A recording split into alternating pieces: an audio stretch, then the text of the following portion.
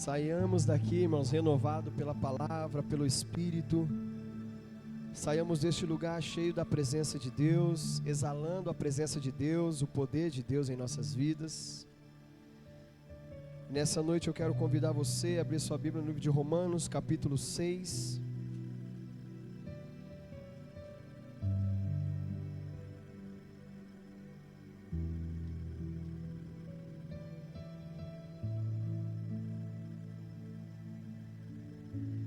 Aleluias. Livro de Romanos, capítulo 6, versículo 1 em diante. Hoje é o culto da Santa Ceia do Senhor, o culto onde nós trazemos sobre nós a reflexão de nós mesmos, aonde nós examinaremos cada um pois a si mesmo, para que possamos participar do corpo e do sangue de Jesus. Todos acharam? Amém? Olha o que diz. Então, qual seria a conclusão? Devemos continuar pecando a fim de que a graça seja mais ressaltada? De forma alguma. Nós que morremos para o pecado, como seria possível desejar viver sob seu jugo? Ou ignorais que todos nós que fomos batizados em Cristo Jesus, fomos igualmente batizados na sua morte? Portanto, fomos sepultados com Ele na morte, por meio do batismo, com o propósito de que, assim como Cristo foi ressuscitado dos mortos, mediante a glória do Pai, também nós vivamos uma nova vida. Se desse modo fomos unidos a Ele na semelhança da sua morte, com toda certeza o seremos também na semelhança da sua ressurreição. Pois temos conhecimento de que a nossa velha humanidade em Adão foi crucificada com ele, a fim de que o corpo sujeito ao pecado fosse destruído, para que nunca mais venhamos a servir ao pecado. Porquanto todo aquele que morreu já foi justificado do pecado.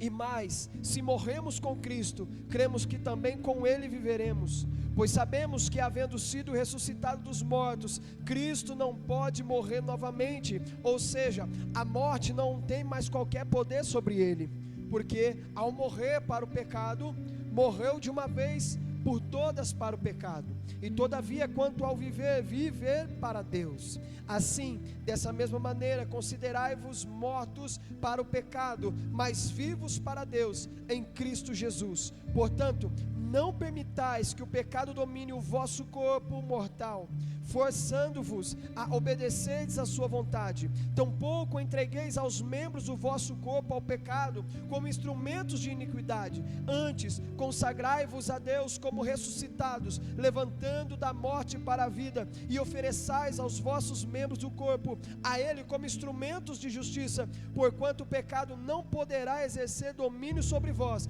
pois não estáis debaixo da lei, mas debaixo da graça.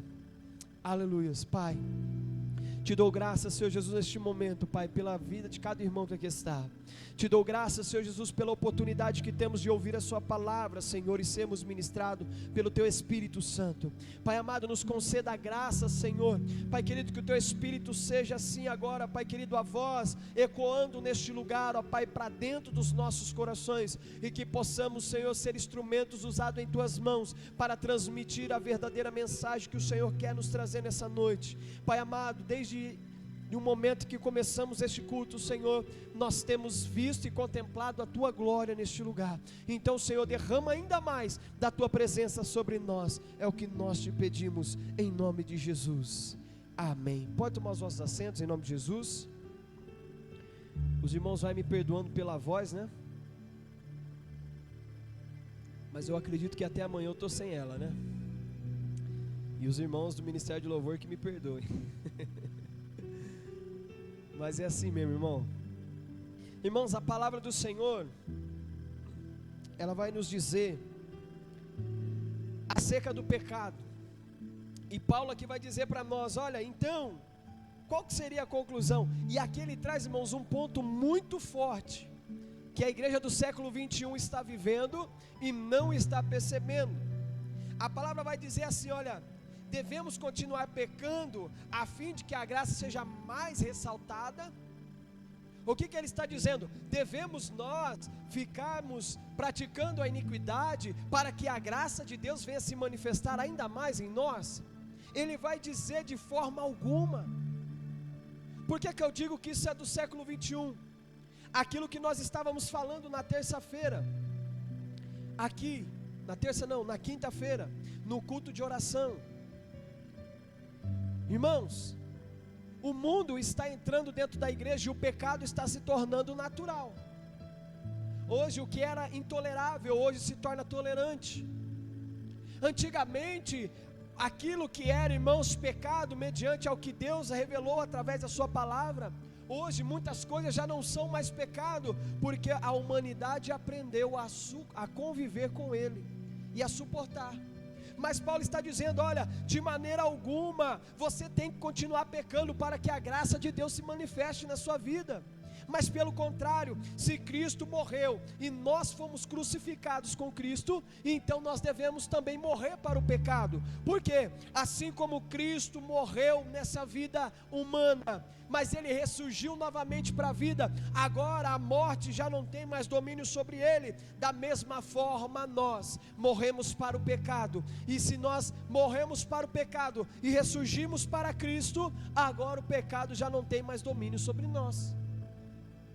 E aqui está relacionado a batismo, a deixar a velha natureza. A palavra vai dizer que a natureza do velho Adão foi sepultada no batismo. Ou seja, todos os pecados cometidos por Adão e Eva, todos os pecados cometidos lá no pecado original, que é comer aquela fruta que era proibida. Agora o pecado entra na humanidade e ela não vai somente trazer consequência para Adão e Eva, mas vai trazer consequência para toda a raça humana que viria após Adão. O que eu quero dizer com isso?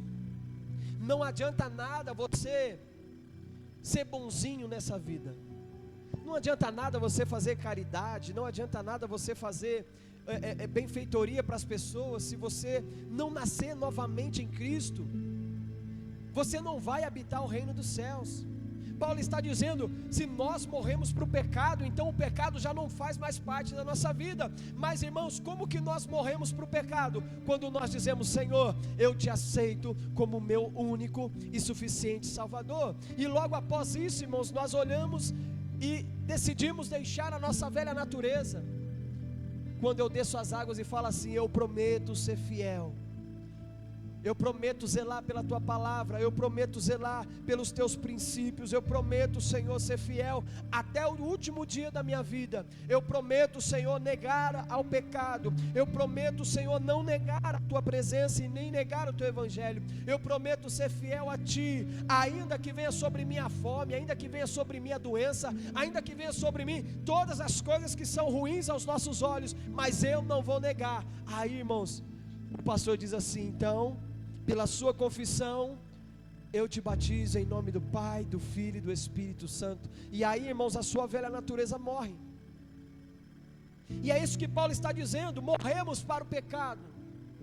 Se eu bebia, eu já não bebo mais. Se eu fumava, eu já não fumo mais. Se eu roubava, não vou mais roubar. Se eu mentia, não vou mais mentir. Se eu adulterava, agora já não faz parte de mim mais o adultério. Estamos longe, irmãos, do pecado, porque nós renascemos em Cristo, e em Cristo não há aquele que esteja na sua presença que permaneça nele a condenação. É o que vai falar aqui para nós no capítulo 8. Portanto, agora não há nenhuma condenação para os que estão em Cristo Jesus. O pecado já não tem mais domínio sobre nós. E por que, presbítero, trazer uma palavra dessa num dia de Santa Ceia? Porque, irmãos, todos os dias nós devemos trazer a memória do sacrifício de Jesus na cruz do Calvário. E mediante ao sacrifício, eu não habito dentro de mim o remorso de falar assim, olha, eu pequei, o meu Jesus morreu por mim, mas eu estou pecando, mas eu estou errando. Não, não é o remorso, mas é você se lembrar, olha, ele morreu por mim, então o pecado já não habita mais em mim. Ainda que ele venha me tentar, ainda que ele venha me colocar pratos de lentilha, colocar banquetes para mim se deliciar, eu não vou negar Jesus, eu vou continuar firme. É fácil, irmãos? Não. É algo fácil você ser tentado pelo pecado e você negar? Não é fácil.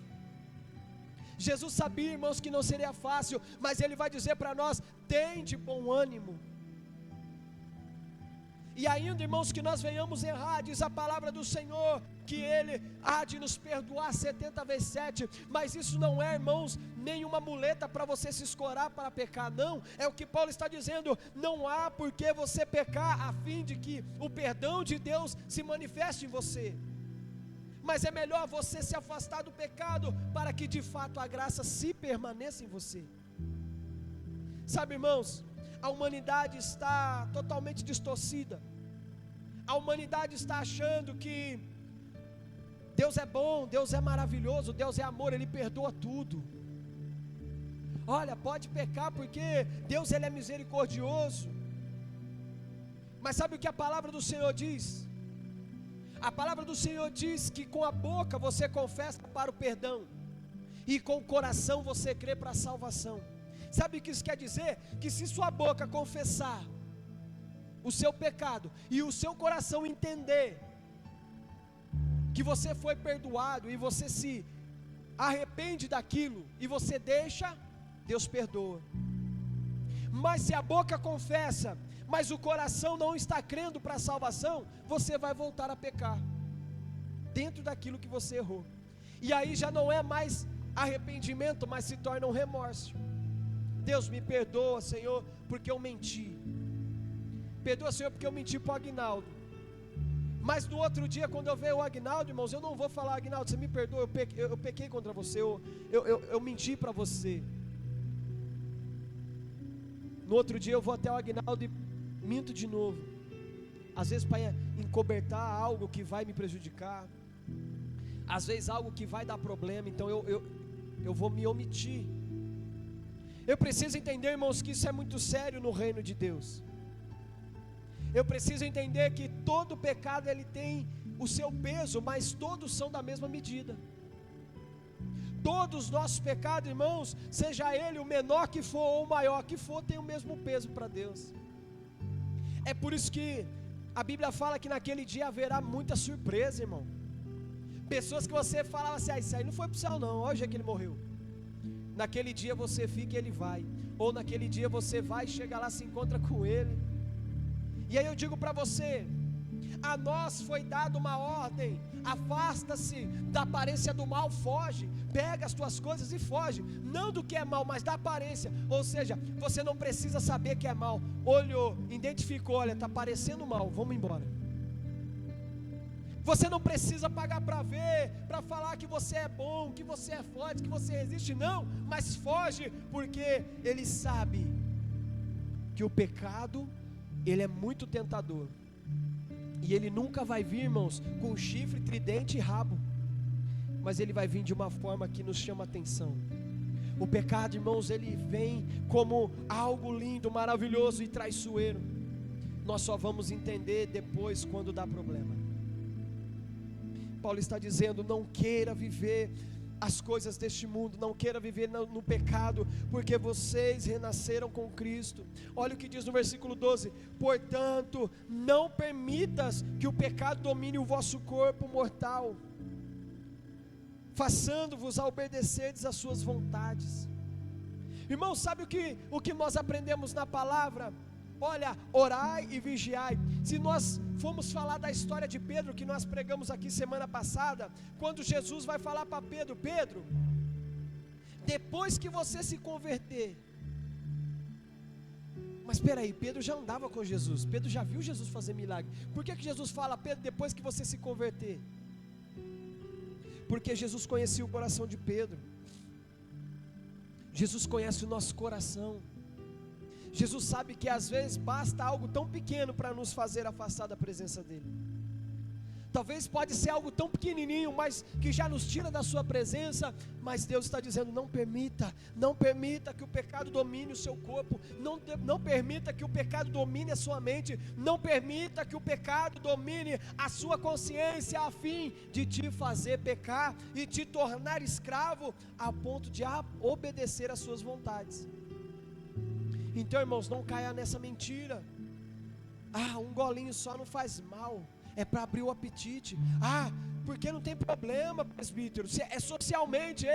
A palavra pecado,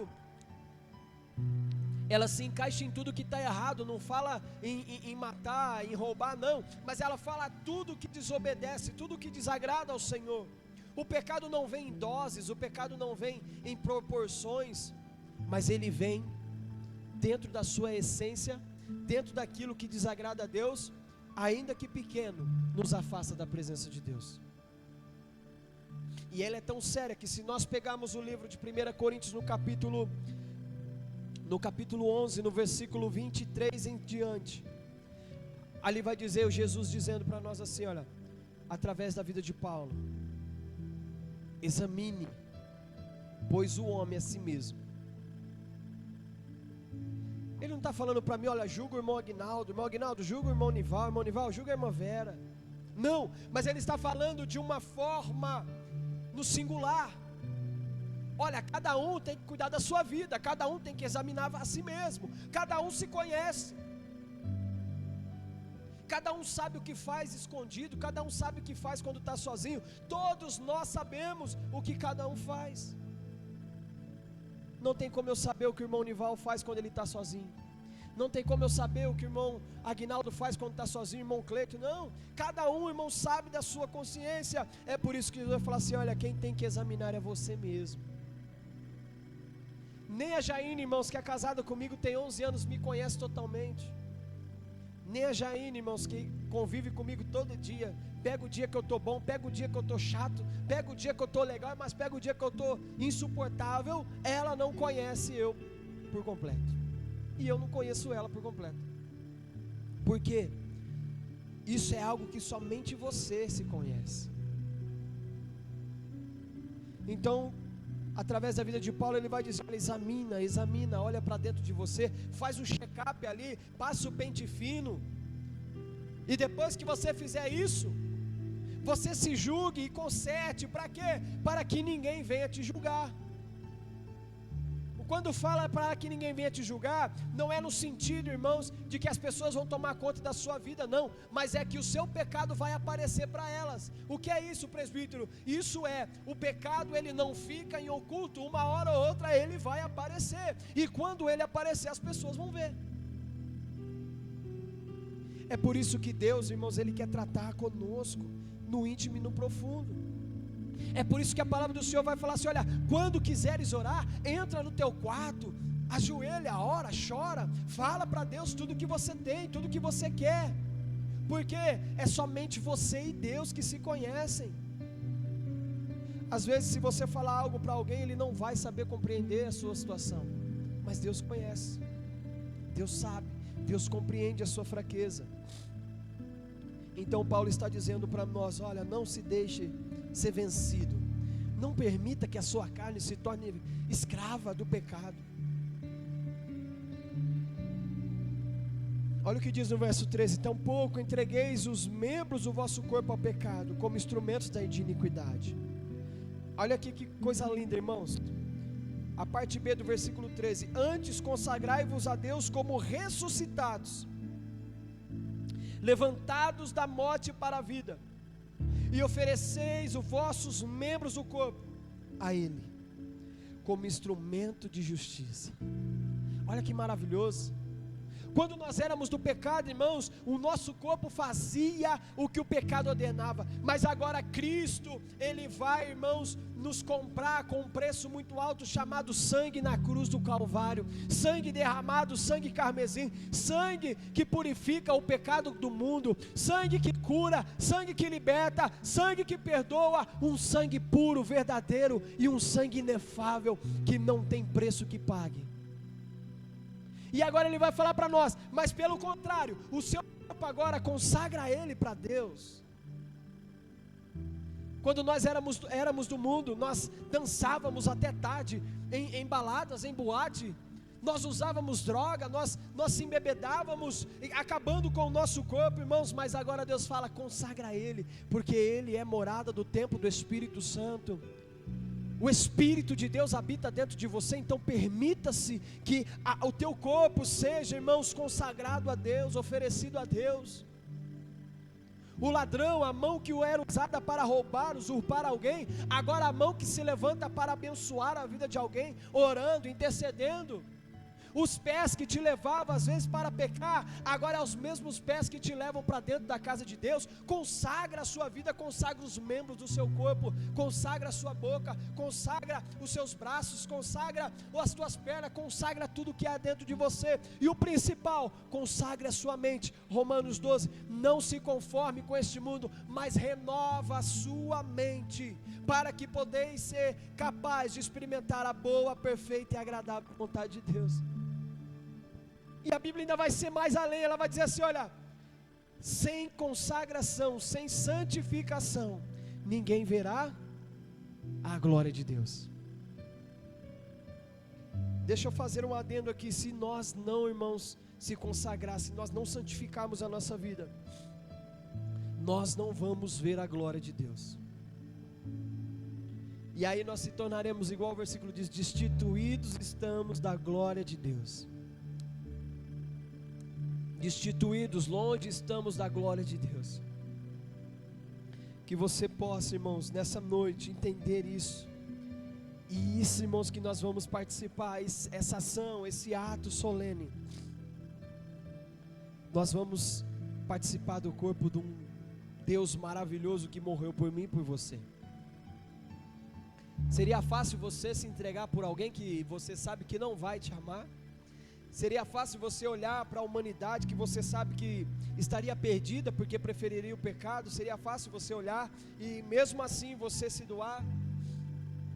Pois Jesus se doou por nós. Ele foi tão misericordioso que ele negou a sua própria vida neste mundo. Porque quando ele vai ser questionado por alguns, ele fala, eu não vim fazer minha vontade, mas eu vim fazer a vontade do Pai.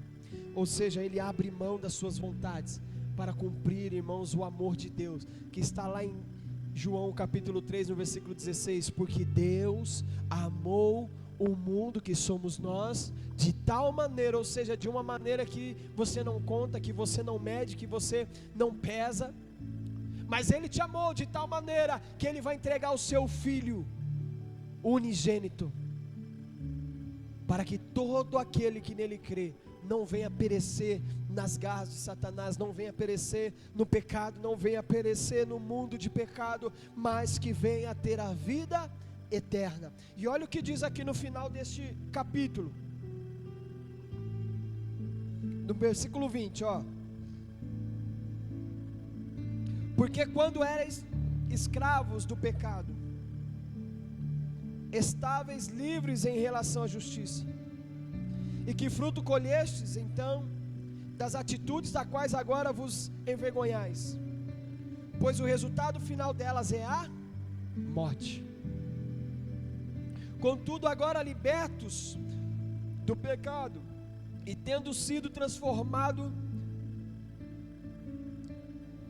em escravos de Deus, tendes o vosso fruto para a santificação e por fim a vida eterna. Porque o salário do pecado é a morte, mas o dom gratuito de Deus é a vida eterna, por intermédio de Cristo Jesus, o nosso Senhor. Olha, irmãos, que coisa forte aqui no verso 22. Agora libertos do pecado e tendo sido transformados em escravos de Deus. Olha que palavra, irmãos, forte. Pô, mas espera aí, Deus é liberdade. Deus ele é liberdade, aonde o Espírito está, ali a liberdade sim, mas irmãos, lá atrás, quando alguém era escravo de alguém, e outra pessoa comprava ele, falava, olha, eu quero o Aguinaldo para trabalhar para mim, quanto você quer no Aguinaldo? Olha, eu quero 30 moedas de prata, e eu comprava o Aguinaldo deixava de ser escravo daquele senhor, e passava a me servir. O que Paulo está dizendo para nós? Olha, agora que vocês são libertos do pecado, porque Cristo pagou uma dívida que era impagável por vocês, vocês poderiam fazer de tudo, mas não teriam condições de comprar a sua liberdade. Então Deus, Ele vai, através do sangue do seu Filho, através do sacrifício de Jesus, e Ele compra o direito nosso novamente. Aquilo que nós se vendemos lá no Jardim do Éden com Adão e Eva, agora Cristo, através de Cristo, a moeda de troca, Ele compra novamente a nossa liberdade. Mas agora não somos dono do nosso nariz, igual muitas pessoas falam: eu sou dono da minha vida, é o meu corpo.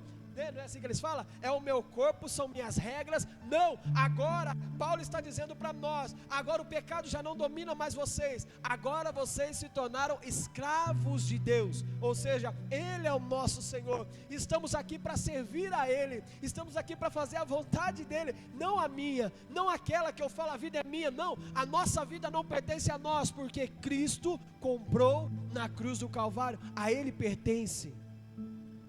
E quando eu reconheço isso, irmãos, eu me prostro na presença dEle. Você pode ver todo servo, quando olhava para o seu Senhor, ele se prostrava e dizia assim: olha, meu Senhor, o que queres que eu te faça? Desejas algo? Estou aqui à disposição para te servir. Assim, da mesma forma, estamos na presença de Deus. Estamos aqui, irmãos, para falar: Senhor, eis-me aqui, o que queres de mim? Usa-me na tua casa, na tua presença, me faça útil na tua casa. E aí Paulo vai dizer no último versículo: porque o salário do pecado é a morte, mas o dom gratuito de Deus é a vida eterna, por intermédio de Cristo Jesus. Ou seja, irmão, você não vai ser salvo por intermédio de Nossa Senhora, Santo Expedito, Santa Bárbara, Santo não sei o que. Você só vai ser salvo se você entrar pelo caminho, que Ele é a verdade, mas também Ele é a vida, chamada Jesus Cristo. Pois o mesmo versículo diz: porque ninguém vai se achegar ao Pai a não ser por mim. Somente Ele é o caminho, somente Ele nos conduz à vitória, somente Ele nos conduz à coroa celestial. E é por isso que Paulo vai dizer: se continuar do pecado, o seu salário vai ser pago, mas é com a morte. E essa morte, irmãos, não é a morte física, mas é a morte que te desliga da presença de Deus. É a morte que faz a separação, e sempre fez separação entre Deus e os homens, chamado pecado. A morte que você ora e não é mais ouvido. A morte que você clama e Deus não te atende mais. Por quê? Porque você faz a vontade do pecado e você está enraizado nela. Mas se você entende que Jesus te salvou, você se livra daquilo, e você passa a se tornar escravo de Deus, dizendo: Senhor, seja de mim feita a sua vontade em todo o tempo. É fácil, irmão?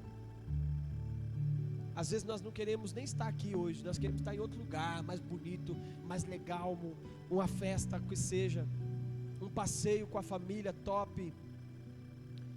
Mas eu entendi que o meu salário, ele é a vida abundante, a vida eterna. Então eu entendo que este lugar é um lugar de gratidão. Você vai entrar por aquela porta, não para pedir. Você não vai entrar por aquela porta para falar: Senhor, eu preciso. Não, você vai entrar para falar assim: Senhor, eu te agradeço pelo que eu já tenho. Se possível, Senhor, e se for da sua vontade, seja feito em mim também aquilo que eu necessito. Porque Ele é Pai, irmãos. A palavra do Senhor vai falar assim: olha, que filho pede um pão para o pai e o pai dá uma pedra para comer? Que filho que vai falar para o pai que está com fome e o pai vai dar uma pedra? Não. Ainda vocês sendo maus, ainda vocês sendo pessoas que praticam o pecado, sabem dar coisas boas ao seu filho. Quanto mais Deus: pede e vos será dado, bate e se abrirá, busque e você vai encontrar. É o que Deus tem falado para aqueles que servem a Ele. E nessa noite vamos trazer à nossa memória o corpo de Cristo, com toda a reverência, dizendo: Senhor, eu sou dependente de Ti. Senhor, eu preciso de Ti. É igual aquele louvor do Diante do Trono que fala assim: distante de Ti, Senhor, não posso viver, não vale a pena existir. Escuta o meu clamor, mas que o ar que eu respiro, preciso de Ti. Se você respirar agora, irmãos, isso vai ser involuntário, você vai naturalmente respirando, porque você precisa, porque você necessita do ar para você se manter vivo.